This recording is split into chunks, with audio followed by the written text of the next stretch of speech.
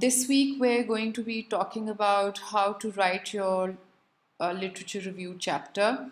And for this, we've kind of like uploaded the instructions for this assignment on Google Classroom.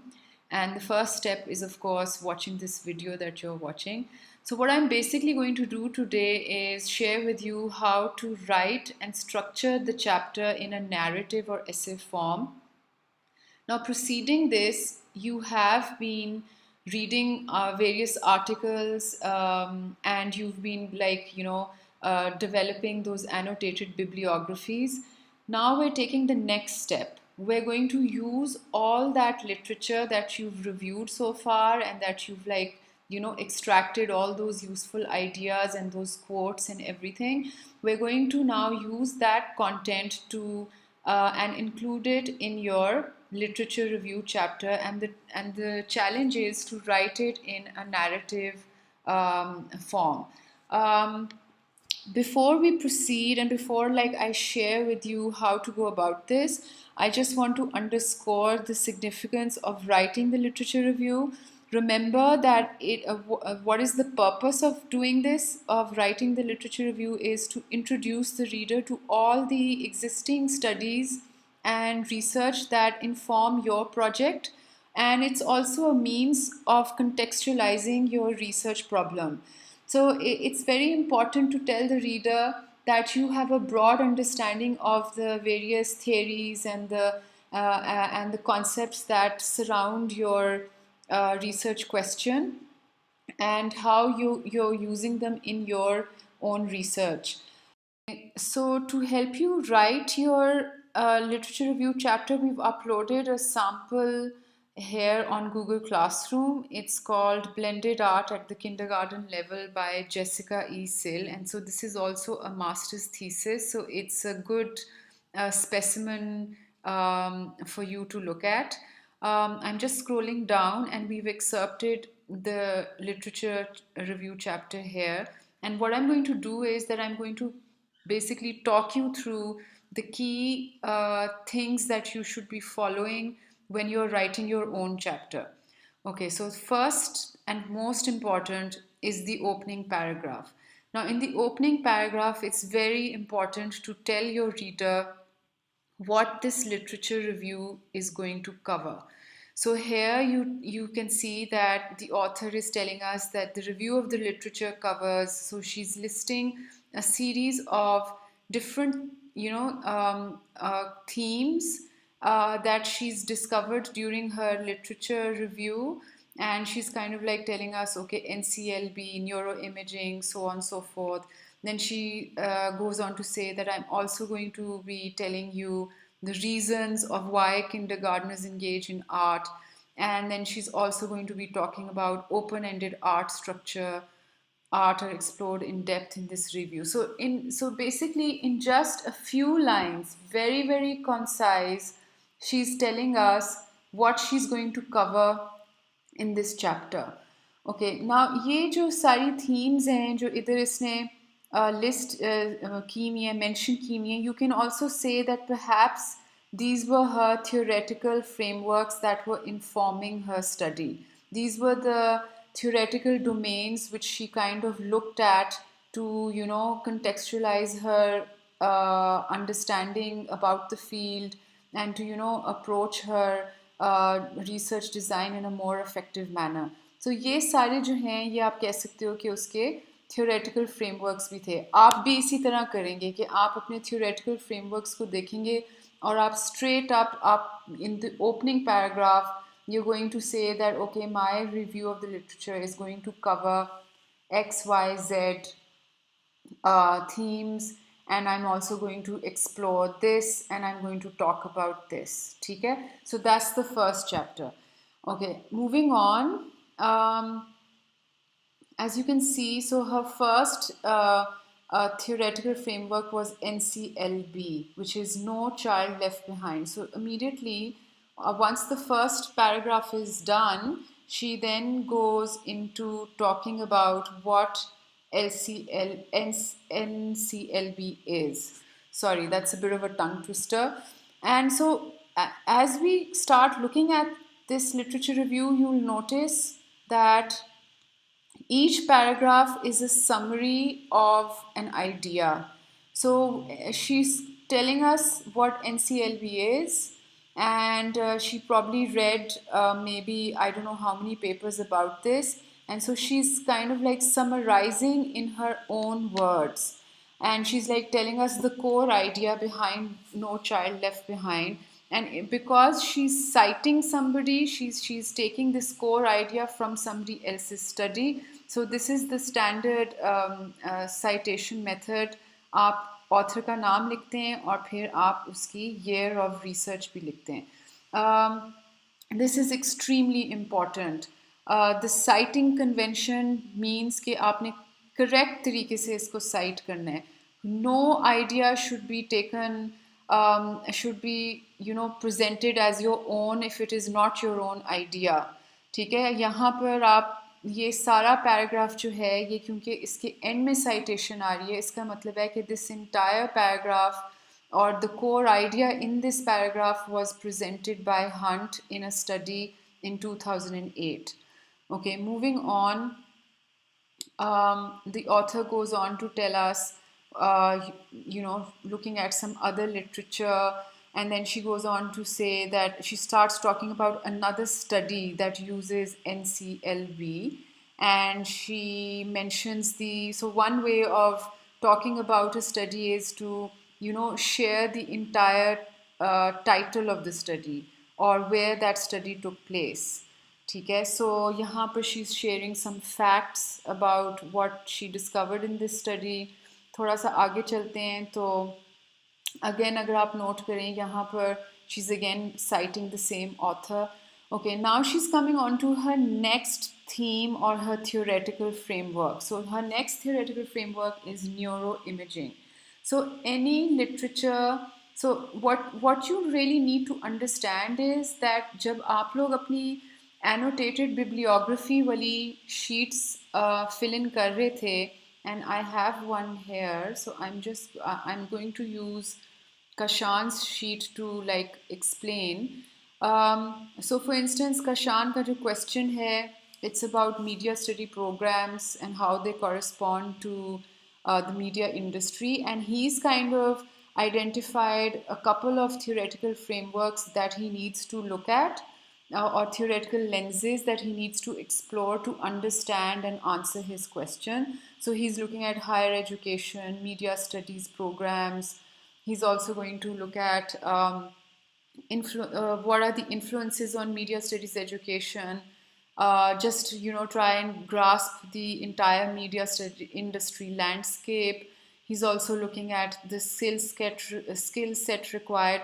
So all of these headings in bold are his key theoretical frameworks, and then of course he's like listed subcategories within them.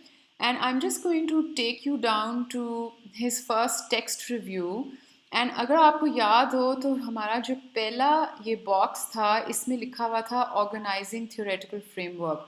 यहाँ पर you have to kind of mention which theoretical frameworks this particular article that you're reviewing, what theoretical frameworks it falls under or what theoretical frameworks it touches upon.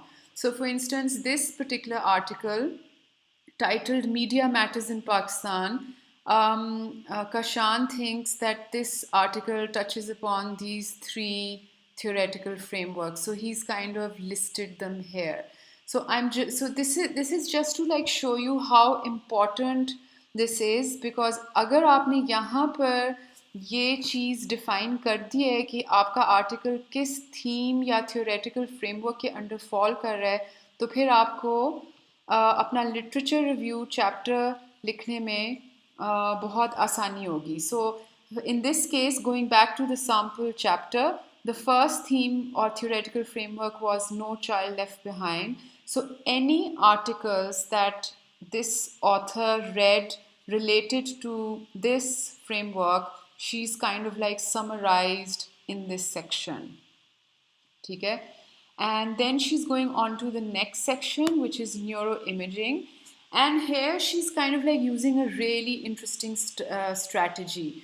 एक तरीका ये होता है कि when you're talking about somebody else's study, it's also a good idea to introduce to the reader whose research you're citing. So for instance, here she says Willis, and then she writes down the year of that particular research, is a neurologist and credentialed education specialist who spent over 15 years practicing child neurology.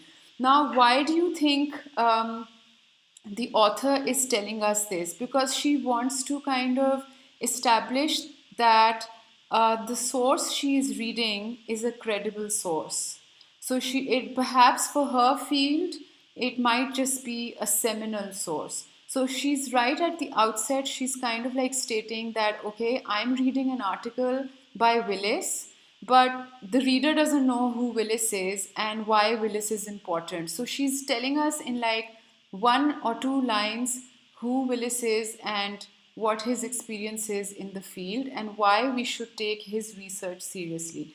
And then she kind of like goes on to, summarize his ideas, and she's like talking about neuroimaging, and then in the end, because this entire paragraph was all about ideas that she's probably extracted and summarized and paraphrased, by the way, in her own words. You're not supposed to copy words from the original article. If you are copying a phrase or any words from the original article, remember you have to put them in inverted commas. And towards the end, she again cites Willis and the year of that study. Okay, scrolling down again, she's now onto her third theoretical framework, and she's titled it as multiple intelligences. And this is another technique of how to cite an author, that you can just go straight into it, like the name of the author, year of the study, and she's introducing in the first sentence that Gardner is most known for his work on the multiple intelligences. And then she's kind of like, summarizing what he says. And she starts off with what Gardner says, and then she's finishing off, perhaps this last sentence is from another study from Schirmacher in 2002. So this is what I really want you to pay attention to, is how, the important thing that we've covered so far, and just to recap, is that the first paragraph is a summary of what you're going to share in the literature review. It's kind of like he has to tell the reader what you're going to cover, and then you start with one theoretical framework, cluster all those texts or articles that you've read under that particular theme, and keep on discussing them, each idea in a separate paragraph. And be careful that you're citing correctly, and you're not making any sweeping statements, or you're not attributing somebody else's words and making them your own. It's very important that you do reference and cite them. And so on. The second, then we've talked about how to introduce a credible source. So that's very important also. And now we're in our third theoretical framework. And so she goes on and she talks about different approaches in childhood education. And here again, you kind of like see that she's summarizing an idea, and then she's citing the reference at the end of the paragraph.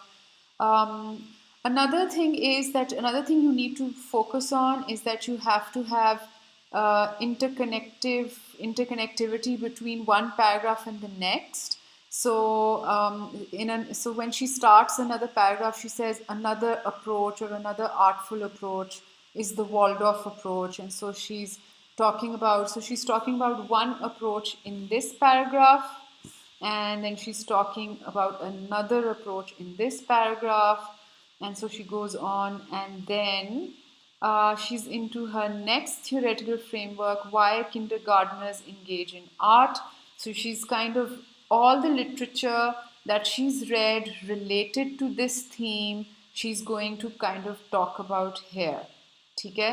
So also pay attention to how the author is using opening phrases like according to the national standards for art education. So this is an interesting strategy. You can also say according to XYZ author. So you can also start your paragraph like this, and also keep a note of that if there are any pointers that you think need to be elaborated upon, and they need a subheading, you can then go into quite a lot of detail.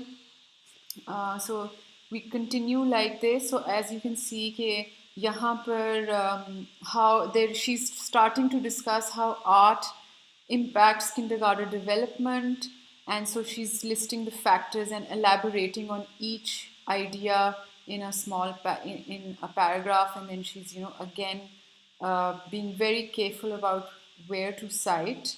So perception is one factor, language is another factor that positively impacts kindergarten development. So she's discussing all these factors, okay? And we'll continue, and I'm just scrolling down because she's still discussing these different factors. So now you kind of like get a sense that when you look at her literature review chapter, you understand that she's reading quite a lot of articles, because you can tell by the variety of authors she's citing. They're all different authors. And another thing you need to notice is that for instance, यहाँ पर just to give you an idea, so she's citing this particular author under cognitive factors, but then she's also maybe citing that same author later on also. So you can keep on citing. So here again, so you see under the creative heading, she's again citing that author. So you really have to sift through the literature you've read and cluster those key ideas into subcategories or themes. So I'm just going to scroll down to the end because she continues like this, and then okay, so we find another theme she's kind of now unpacking or sharing with the reader, which is open-ended art. So she's now going to start talking about what is open-ended art, again referencing it, citing the relevant literature. And again, she's got some subcategories in this discussion. So actually, it's quite a detailed discussion. So how open-ended art is impacting children. So then she's like sublisting those factors, and everything that she's discovered in the literature, she's sharing with her reader, because this is very important because it gives the reader a background to why this author is working with this problem and what she's like discovered in the field, in the existing field. Okay, so I'm just going to scroll down right to the end.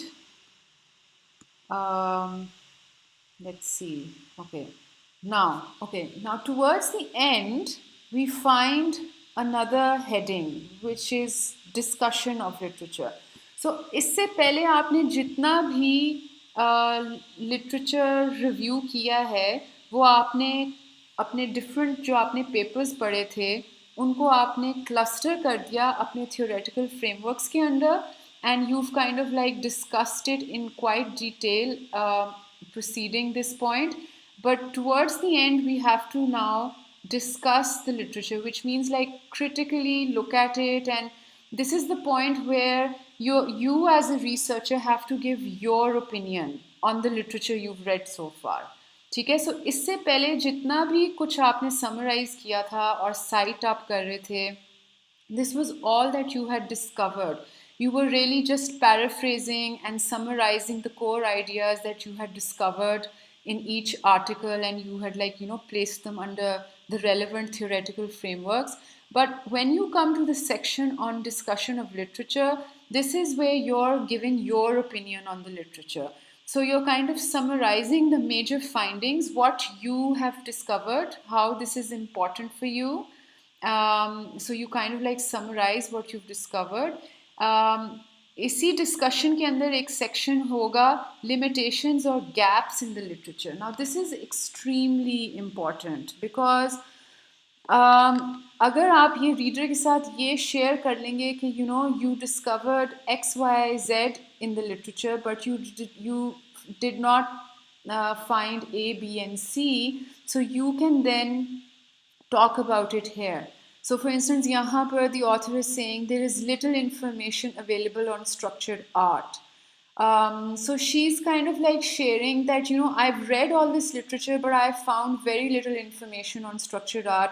So this kind of like then becomes like an area that she can kind of cover in her own study, or maybe this is something that she might want to look at and answer through her research question.